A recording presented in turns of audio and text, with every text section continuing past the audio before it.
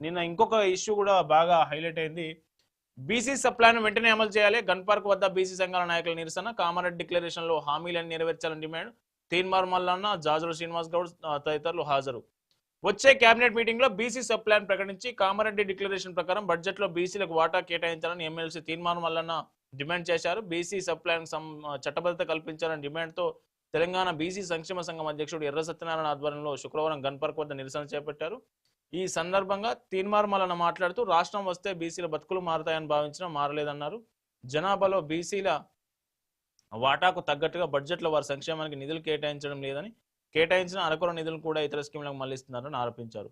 నిజానికి కాంగ్రెస్ పార్టీ ఎన్నికలకు ముందు కామారెడ్డిలో ఒక డిక్లరేషన్ ఇచ్చింది. ఏమన్నదంటే బీసీ రిజర్వేషన్లు 42% చట్టబద్ధంగా అమలు చేస్తామన్నది. అది కాలేదు. కోర్టులో కొంతకాలం ఆగిపోయింది. ఆ తర్వాత అసెంబ్లీలో ఆమోదం తెలిపిన కేంద్రం దగ్గర పంపించిన అది ముందుకు పోలేదు. అయితే ఒక బీసీ రిజర్వేషన్లే కాదు, కామారెడ్డి డిక్లరేషన్లు చేసింది. ప్రతి ఏటా బడ్జెట్లో 20,000 కోట్లు బీసీల సంక్షేమం కోసం బడ్జెట్లో కేటాయిస్తామని హామీ ఇచ్చింది కాంగ్రెస్ గవర్నమెంట్. కానీ 20,000 కోట్లలో 20% కూడా నిధులు కేటాయించలేదు. కేటాయించినవి కూడా ఖర్చు చేయలేని పరిస్థితి. బీసీ సంఘాలకు ఆత్మగౌరవ భవనాలు నిర్మిస్తామన్నది ఇప్పటి వరకు తట్టడి మట్టి తీయలేదు, ఎక్కడ పోయలేదు. సో ఇట్లాంటి హామీలు బీసీలకు అన్ని ఇచ్చింది. ఇప్పుడు బడ్జెట్ సమావేశాలు రాబోతా ఉన్నాయి కదా, బడ్జెట్ సమావేశాల్లో BC sub plan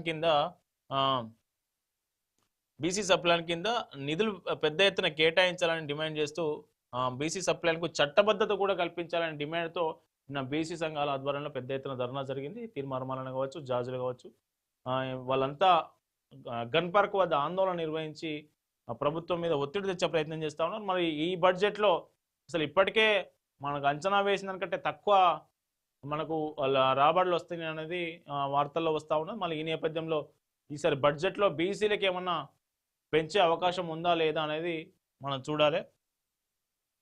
fact silica కూటమిలోకి India